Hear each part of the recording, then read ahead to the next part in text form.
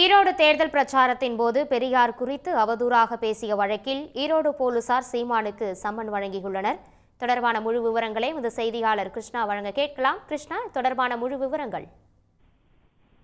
நிச்சயமாக நீலாங்கரையில் இருக்கும் நாம் தமிழர் கட்சியின் ஒருங்கிணைப்பாளர் சீமான் வீட்டிற்கு ஈரோடு கருங்கல் பாளையத்தை சேர்ந்த போலீசார் சம்மன் அளிப்பதற்காக வந்திருக்கிறார்கள். அவரிடம் முதற்கட்டமாக சம்மன் என்பது வழங்கப்பட்டிருக்கிறது. ஈரோடு இடைத்தேர்தலின் போது ஒரு பிரச்சாரத்தில் ஈடுபட்டிருக்கும் பொழுது வெடிகுண்டை வீசுவேன் என்று கூறிய வகையில் ஒரு பிரச்சாரத்தில் ஈடுபட்டதாக கூறியதன் அடிப்படையில் பல்வேறு அமைப்புகள் ஒரு மிரட்டல் தோணியில் சீமான் பேசுகிறார் என புகார் அளித்திருந்தார்கள். இந்த புகாரின் அடிப்படையில் தான் 3 பிரிவுகளின் கீழ் சீமான் மீது வழக்கு என்பது பதிவு செய்யப்பட்டிருந்தது. இந்த வழக்கு தொடர்பாகத்தான் தற்போது கருங்கல்பாளையத்திலிருந்து ஆய்வாளர் விஜயன் தலைமையிலான போலீசார் நீலாங்கரையில் இருக்கும் சீமான் வீட்டிற்கு நேரடியாக வந்து சம்மனை அளித்திருக்கிறார்கள்.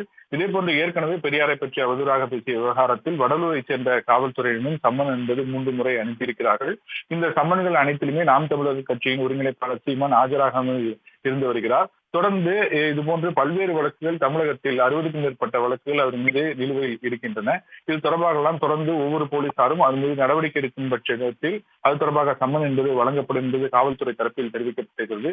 தற்போது இந்த தொடர்ந்து சம்மன் அளிக்கப்பட்டு அவர் ஆஜராகாத சூழ்நிலையில் நாம் தமிழர் கட்சியின் ஒருங்கிணைப்பாளர் சீமான் தற்போது வீட்டிற்கு வந்து அந்த சம்மனை பெற்றிருக்கிறார். அடுத்த கட்டமாக என்ன செய்ய வேண்டும் என்பது குறித்து அவர் ஆலோசிப்பதாகவும் ஒவ்வொரு சம்மனுக்கும் அவர் ஆஜராக இருப்பதாகவும் தெரிவித்திருக்கிறார். ஒரே நேரத்தில் எவ்வாறு ஆஜராவது என்ற கேள்வியும் அவர் எழுப்பியிருக்கிறார். தொடர்ந்து இந்த விவகாரம் தொடர்பாக அந்த நீலாங்கரையில் இருக்கும் சீமான் வீட்டிற்கு முன்பு ஒரு பரபரப்பான ஒரு சூழ்நிலை என்பது ஏற்பட்டிருக்கிறது. உங்கள் விரிவான தகவல்களுக்கு நன்றி கிருஷ்ணா.